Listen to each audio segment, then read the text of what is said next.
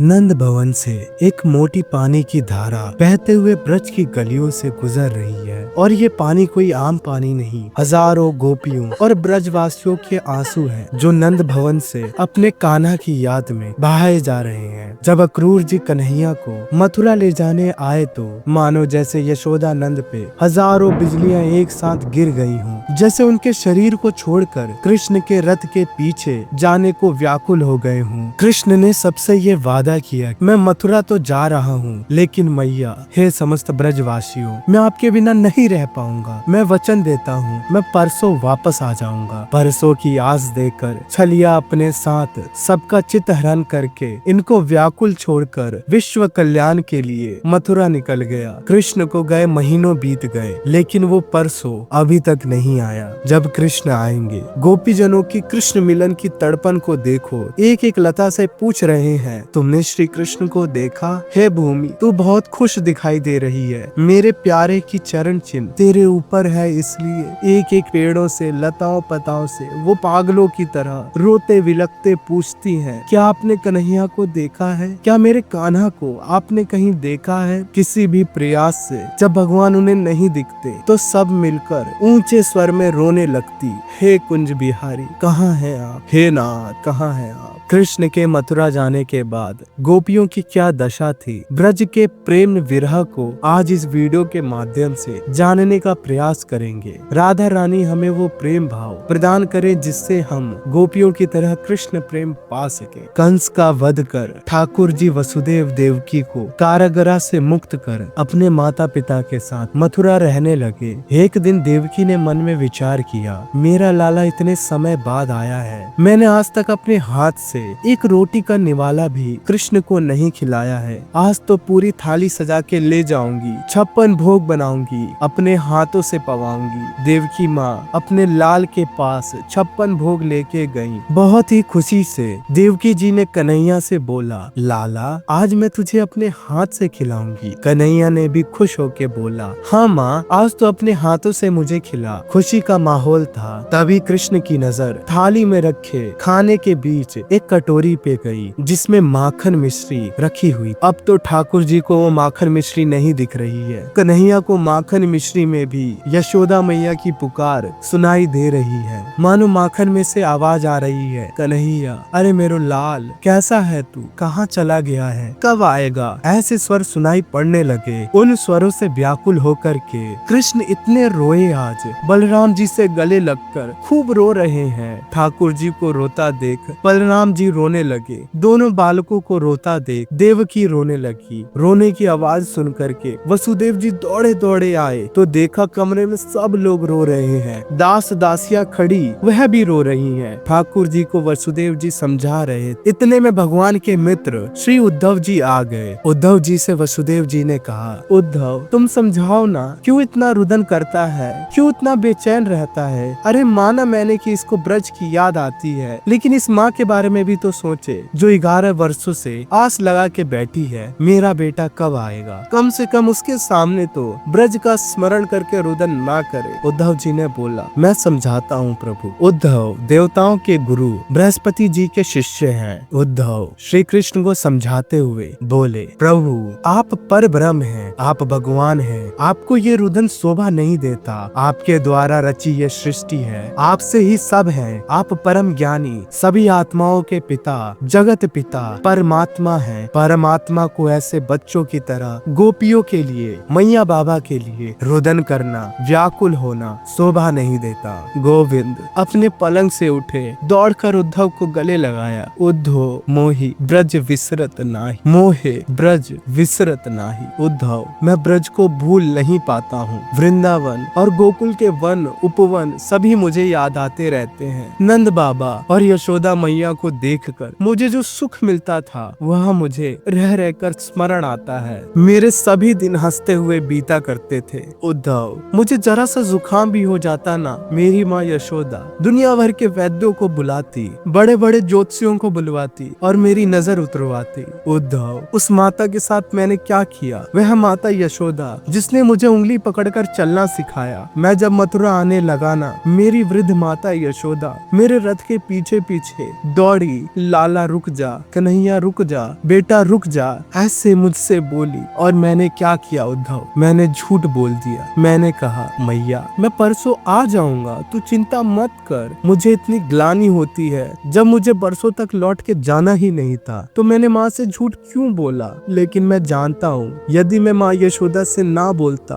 कि मैं परसों आ जाऊंगा तो मैया मर गई होती, वे तुरंत अपने प्राण त्याग देती। उद्धव मोही ब्रज विसरत नाही। उद्धव ने वेद वेदांत के पन्नों को पलटना शुरू किया। भगवान के सामने उन्हें ज्ञान की बातें सुनाई की। कैसे गोपियां मात्र एक मनुष्य हैं, आपका मोह इन लोगों के प्रति आपको शोभा नहीं देता। परम परमात्मा किसी का पुत्र, पिता, सखा कुछ नहीं होता। उद्धव की बातों में भगवान को ज्ञान का अहंकार नजर आ गया। उद्धव भगवान को अति प्रिय है और उनके परम सखा हैं। श्री कृष्ण उद्धव के अंदर से इस अहंकार को निकाल कर उद्धव को प्रेम का ज्ञान देकर संपन्न करना चाहते हैं। इसलिए उन्होंने उद्धव को ब्रज भेजने की लीला की। श्री कृष्ण बोले उद्धव से, मैं तो समझ जाऊंगा तुम्हारी ये ज्ञान की बातें, लेकिन वे गोपियां जो मेरे प्रेम विरह में तड़प रही हैं, उनका कल्याण कैसे होगा। उद्धव तुम जाओ ना, मेरे गोकुल, मेरे नंदगांव वृंदावन में जाकर उन गोपियों से मिलो, राधा रानी से मिलो, मेरा समाचार कहो।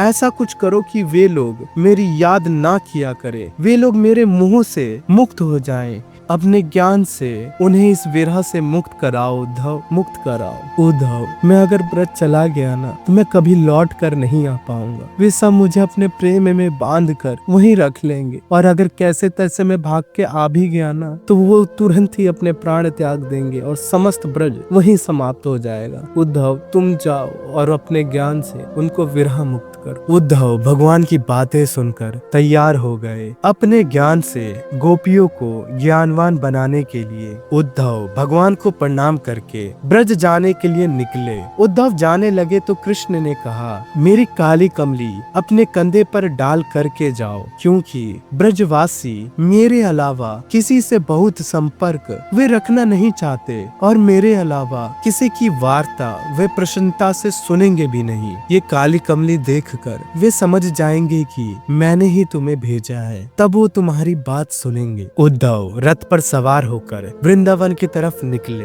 भगवान ने उद्धव को बताया था कि वृंदावन में मेरी याद में सारे पेड़ पौधे सूख गए हैं, गौ माता ने अन्न का त्याग कर दिया है, बछड़ों ने दूध पीना बंद कर दिया है, सभी ब्रजवासी मेरे विरह में रोते रोते सूख गए हैं। लेकिन जब उद्धव जी वृंदावन गए तो वो हैरान हो गए। उद्धव जी ने देखा ब्रज की स्थिति क्या है। सारे वृक्ष हरे भरे हैं, वृक्षों में खूब पुष्प हैं, खूब फल लगे हुए हैं। सारे गाय मानो अपने बछड़े से खूब प्रेम कर रही हैं। सारे गोप ग्वाल सुंदर सुंदर वस्त्र पहन करके, गहने पहन करके आनंद कर रहे हैं। घरों से दही मथने की आवाज आ रही है। पूरे ब्रज मंडल का स्वरूप जैसा ठाकुर जी ने बताया वैसा तो है ही नहीं। ब्रज तो पूरा विपरीत दिख रहा है। इसके पीछे भाव ऐसा है कि सुबह की सूर्य किरण जब उगती थी ना तो एक आस लेकर उगती थी कि आज कन्हैया आएंगे, और कहीं कृष्ण आए और हमारे रोते चेहरे को देख के,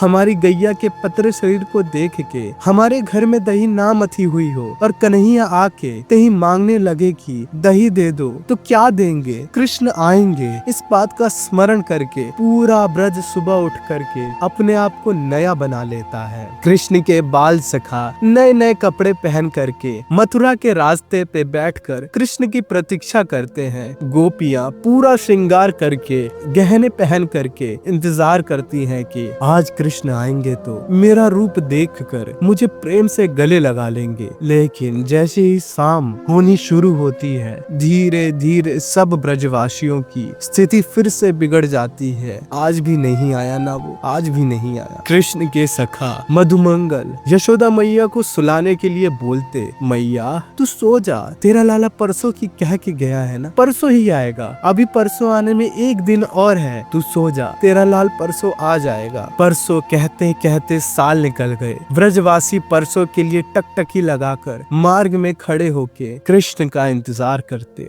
आज ब्रजवासियों ने देखा कोई रथ आ रहा है और रथ पर वही चिन्ह लगा है जो अक्रूर जी के रथ में लगा था। अब सब एक दूसरे को आवाज लगाते हैं, अरे सभी भाग कर आओ, मथुरा से रथ आया है, हमारे कान्हा आ गए, हमारे लाल आ गए। मधुमंगल भगवान का सबसे प्यारा सखा था। मधुमंगल भगवान से इतना प्रेम करता था कि कन्हैया को देखे बिना जल तक नहीं पीता था। आज जब मधुमंगल ने सुना कन्हैया आ गयो, मधुमंगल एक वृक्ष के नीचे बैठ गयो। बोले, मैं न जाऊंगा इससे मिलने, परसों की कह के गया, बरसों बाद आ रहा है, मैं न मिलूंगा इससे, मैं तो रूठ गया हूँ। बाकी सब सखा बोले, तू रूठा रहे, हम तो जा रहे हैं। लाल को जाकर गोदी में उठाकर उसके संग खेलेंगे, नाचेंगे, कन्हैया को कंधे पर बैठाकर भीतर लाएंगे। सब ग्वाल वालों को दौड़ता देख मधुमंगल सोचने लगा, कहीं मेरे से पहले जाकर ये कन्हैया को हृदय से नहीं लगा ले, रूठ बाद में जाऊंगा। कन्हैया इतने वर्ष बाद आया है, पहले उसे गले से तो लगा लो, फिर रूठ जाऊंगा। सभी ब्रजवासियों ने रथ को चारों तरफ से घेर लिया। अब कृष्ण निकलेंगे, तभी उद्धव जी बाहर आए। ब्रजवासियों के हृदय के हजारों टुकड़े हो गए, ये तो कान्हा नहीं है। उद्धव जी ने सबको बताया कि मैं कृष्ण का परम मित्र हूँ, यदुवंशियों का महामंत्री हूँ। श्री कृष्ण ने मुझे आप लोगों का समाचार लेने के लिए भेजा है। सभी ब्रजवासियों का हृदय टूट गया। कन्हैया, इतने वर्षों बाद तुझे हमारी याद आई तो तूने अपने मित्र को भेजा, तो खुद नहीं आया। उद्धव जी ने सबको समझाया कि वे अब युवराज हैं, वो नहीं आ सकते। ब्रजवासी उदास होके अपने घरों को लौट गए। उद्धव नंद भवन से निकले, आंसू की जलधारा का पीछा करते करते नंद भवन गए। प्रथम उनका मिलन नंद बाबा से हुआ। नंद बाबा ने उद्धव की खूब सेवा करी, ये जान के कि मेरे लाला ने इन्हें भेजा है। नंद बाबा कृष्ण विरह की व्यथा सुनाने लगे, कैसे लाल यहाँ खेलता था, वहाँ खेलता था, मेरे साथ गैया चराने जाता था। और ये सब सुनाते सुनाते नंद बाबा के आंसू आने लगे। उद्धव ने अपने ज्ञान से ये समझाना शुरू किया कि वे भगवान हैं, उनका कोई पिता माता नहीं है, आप उन्हें भूल जाइए। नंद बाबा ने बोला, मैं तो उसे भूल जाना चाहता हूँ, वो तो हमारा लाल भी नहीं है, लेकिन कैसे भूलूं? ब्रज के हर स्थान में उसके चरण दिखते हैं मुझे, ऐसा लगता है कि अभी यहाँ से खेलता भागता जा रहा है। भूलने की कोशिश करने पर भी भूल नहीं पाता मैं उसे, और ज्यादा याद आने लगती है उसकी। मैं तो खुल के रो भी नहीं सकता, अगर मैं रोऊंगा तो यशोदा को कौन संभालेगा? तभी एक आवाज आई, इतना शोर क्यों मचा रहे हैं? मेरा कन्हैया सो रहा है, जग जाएगा। ये बोलते बोलते यशोदा मैया बाहर आई। फिर उन्हें अचानक से याद आया, पलना तो खाली है, कन्हैया तो कब का चला गया है, यहाँ कोई नहीं सोया। ये सोचकर वो बहुत रोने लगी। रोते रोते उनकी नजर उद्धव के कंधे पर रखी काली कमली पर गई। उनको ये लगा कि उनका कान्हा ही आया है। वे दौड़ के उद्धव को गले लगा लेती हैं। नंद बाबा बोले, यशोदा, ये हमारा कान्हा नहीं है, ये कन्हैया का मित्र है उद्धव। यशोदा मैया उद्धव को बोली, हे उद्धव, मैं तो बार बार भूल जाती हूँ कि कन्हैया मेरा पुत्र नहीं, वे अत्यंत भाग्यशाली देवकी का लाल है। उद्धव जी मैया को समझाए, मैया, ये जो बलराम कृष्ण है ना, ये किसी के पुत्र नहीं है, भगवान है, केवल लीला करने के लिए आए थे। वे परमात्मा है, उनके कोई माता पिता नहीं होते, उनका कोई माता पिता सखा कोई नहीं होता, वे पूरे विश्व के हैं। उनके हाथ नहीं होते, उनके पैर नहीं होते, वे निराकार ईश्वर है। मैया बोली, उद्धव, होगा भगवान तुम्हारे लिए वो, मेरे लिए तो मेरा लाल है ना। अगर उसके हाथ नहीं है तो उसने मेरी उंगली पकड़ के चला क्यों? अगर उसके मुंह नहीं होते तो मेरे हाथों में खाना क्यों खाता था? अगर उसकी कोई माता नहीं थी तो वो मुझे मैया मैया बोलते पूरे दिन मेरे आसपास क्यों डोलता रहता था? वे होगा भगवान, परंतु मेरे लिए वो मेरा लाल ही है। मित्रों, अगर मैं इस विषय पे बोलना शुरू करूँ तो शायद मैं इस वीडियो को इसके अंत तक ना ले जा पाऊँ। इस भाव का कोई अंत नहीं। उद्धव जी की भी धड़कन बहुत तेज हो गई। नंद यशोदा को देखकर उद्धव जी को जैसे प्रेम के समुद्र में डुबा दिया गया हो। उद्धव जी इस प्रेम के झटके को लेके आगे गोपियों और श्री राधा रानी के पास गए, ये सोच के कि अपने ज्ञान से इन्हें तो विरह से मुक्त कर ही दूंगा। उद्धव जी वृंदावन के उस स्थान पर पहुँचे जहाँ सारी गोपियाँ एक साथ कृष्ण को याद करती, उनके लिए विरह अश्रु बहाती और उन सभी गोपियों के बीच एक पत्थर पर गौर वर्ण की अनंत सूर्य एक साथ चमक रहे हो ऐसा तेज लिए श्री राधा उनके मध्य बैठी थी। उद्धव इन सब को देखकर एक वृक्ष के नीचे चुपचाप खड़े हो गए। तभी उद्धव जी के सामने एक श्याम रंग का भ्रमर आ गया, जिस भ्रमर को साधन बना के एक सखी ने भ्रमर गीत गाया, जिसमें उन्होंने कृष्ण के विरह को दिखाया, उन्हें प्रेम से ताना दिया और वो एक सखी और कोई नहीं हमारी महारानी जू श्री राधा रानी है। राधा रानी भ्रमर के माध्यम से उद्धव को सुनाते हुए कहती हैं, हे मधुप तू कपटी है, जैसे तेरा स्वामी श्री कृष्ण उनकी माला का कुमकुम तेरे मूंछों पर लगा है। हमें झूठे प्रणाम और चापलूसी से मत बहला, वे अब मथुरा की स्त्रियों को ही रिझाए, हमारे पास लौटने की कोई आवश्यकता नहीं। जैसा तू वैसे वे, तू फूलों का रस चुरा कर उड़ जाता है, वैसे ही वे हमें मोहक वचन और अधर सुधा देकर छोड़ गए। लक्ष्मी जी उनके चरणों की सेवा करती हैं, पर हम भोली गोपियों के लिए वे केवल छलिया बनकर रह गए। हमने सब त्याग दिया, श्री कृष्ण के लिए हमने अपने घर बार, पति और परिवार छोड़ दिए, पर वे अकृतज्ञ निकले। अब तू यहाँ हमें मनाने का प्रयास व्यर्थ में मत कर। वे पुराने छलिया हैं, जब वे राम बने उन्होंने छल से बाली को मारा, शूर्पणखा का अपमान किया और बलि को धोखा देकर पाताल में डाल दिया। उनकी लीला का रस ऐसा है कि एक बार चख लिया तो छूटता नहीं। हमने उनका त्याग किया, पर मन फिर भी उनसे बंधा है। हे भ्रमर बताओ ना, क्या वे कभी नंद बाबा, यशोदा मैया और ग्वाल बालों को याद करते हैं? क्या वे हमें भी कभी अपने गंध युक्त भुजाओं से सहलाएंगे? ऐसे कठोर शब्द केवल हमारी महारानी जू ही कह सकती है। ऐसे बोलते बोलते सारी गोपियां रो रही हैं और ये भी सोच रही हैं कि कहीं कन्हैया बुरा ना मान जाए। इस प्रेम ताने को सुनकर उद्धव जी प्रेम से भरने लगे हैं। फिर भी उन्होंने गोपियों को उपदेश देना शुरू किया। उद्धव ने कहा, क्षमा करे देवियों, जिस श्री कृष्ण के वियोग में तुम रो रही हो, जिनके विरह में तुम्हारा हृदय व्याकुल है, वे साक्षात पूर्ण ब्रह्म हैं, जगदीश्वर हैं। ब्रह्म ना तो शरीर धारण करता है, ना उसके हाथ पैर होते हैं, वो तो निराकार, सर्वव्यापी और सर्वशक्तिमान है। उस ब्रह्म के लिए तुम्हारा यह शोक विलाप क्यों? वह हर स्थान पर है, हर कर्ण में विद्यमान है। मुझे लगता है आप लोगों को उनके असली स्वरूप को समझने की आवश्यकता है। गोपियों ने कहा, उद्धव मन तो केवल एक ही होता है ना, और वह मन श्री कृष्ण यहाँ से चुरा कर ले गए। अब हमारे पास दूसरा मन बचा ही नहीं, तो तुम्हारे उस भ्रम का चिंतन किससे करे? अरे मन हो तब तो किसी का चिंतन किया जाए। कृष्ण के बिना तो हमारी इंद्रियां शिथिल हो गई हैं और यह देह मानो बिना आत्मा के हो गई है। तुम कहते हो कि कृष्ण ब्रह्म है, पर हमारे लिए तो वे केवल श्याम सुंदर हैं। उनके स्वर, स्पर्श और लीला के बिना हम गोपियों का जीवन अधूरा है। कृष्ण के बिना कोई योग साधना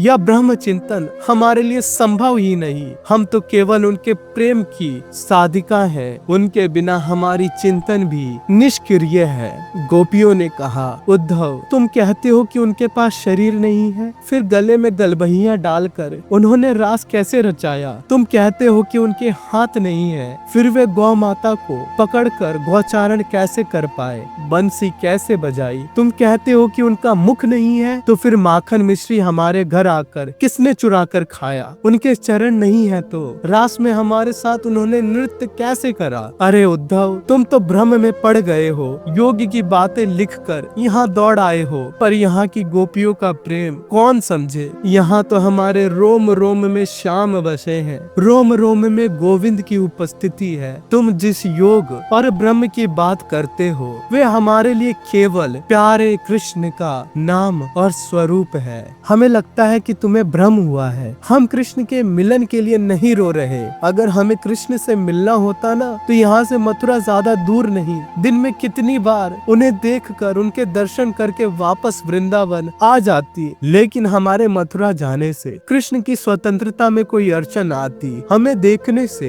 कृष्ण विश्व कल्याण के कार्य पद से अलग हो जाएंगे। इसी भय से हम उनसे दूर ही रहते हैं। जीवन भर उनसे अलग रहना मंजूर है। हे उद्धव, हम ब्रजवासियों ने विश्व कल्याण के लिए अपने कन्हैया को दान दिया है। इस विश्व को हमारे कारण कन्हैया कहीं विचलित ना हो, इसलिए हम कन्हैया से सदैव दूर रहती हैं। दूर रहकर ही उन्हें याद करती हैं, उनकी लीलाओं को याद करके रुदन करती हैं और उनके विरह प्रेम में मगन रहती हैं। ऐसी ऐसी बातें बोलते बोलते गोपियां भाव से मानो प्रेम का समुद्र बहने लगा। उद्धव उस समुद्र में डूबने लगे। कब महीनों बीत गए, उद्धव को पता नहीं चला। उद्धव को जब होश आया तो उद्धव ने निश्चित किया, गोपियों आप परेशान ना हो, मैं वचन देता हूँ सूरज ढलने से पहले गोविंद को यहाँ लेके आऊंगा। उद्धव रथ से सवार भागते भागते कृष्ण के पास पहुँचे। उनको प्रणाम करके उद्धव बोले, आपसे बड़ा कठोर तो मैंने कोई देखा ही नहीं। आप गोपियों के बिना कैसे रहते हैं, जबकि उनके प्रेम में डूबकर मैं चाह कर भी बाहर नहीं निकल सका। श्री कृष्ण मुस्कुराए और बहुत प्रसन्न हुए। मेरा उद्धव ज्ञानी के साथ साथ प्रेम भक्ति भी समझ गया। मैं बहुत खुश हूँ उद्धव, तुम आंखें बंद करो। प्रभु आप पहले गोपियों के पास चलिए। कन्हैया बोले, मेरे उद्धव एक बार आंखें तो बंद करो। उद्धव ने प्रभु के बोलने पर आंखें बंद की। भगवान ने कहा, अब खोलकर अपने आसपास देखो। उद्धव ने आंखें खोली तो राधा रानी और हजारों गोपियां भगवान के साथ बैठी थी। कृष्ण मुस्कुराए और बोले, राधा कृष्ण दो थोड़ी हैं उद्धव। राधा कृष्ण स्वरूपा कृष्णम राधा स्वरूपम कलात्मानम निकुंजस्थम गुरु रूपम सदा भजे। राधा ही कृष्ण है, कृष्ण ही राधा है, उनमें कोई भेद नहीं। एक ही ज्योति दो रूपों में प्रकट होती है, जिसे हम राधा और माधव कहते हैं। हे उद्धव, ये ब्रजवासी सदैव मेरे साथ रहते हैं। केवल लीला के लिए ये मेरे से अलग दिख रहे हैं, लेकिन सत्य तो ये है मैं इनसे अलग रह ही नहीं सकता, इसलिए ये सदैव मेरे साथ ही रहते हैं। इसी सत्य ने उद्धव के मन का संदेह मिटा दिया और उद्धव के मन को शांति मिली। हे मित्रों, अगर मुझे आप अभी तक सुन रहे हैं तो आपका बहुत बहुत आभार। आपने मेरे प्रभु की लीला सुनने के लिए अपना यह समय व्यतीत किया।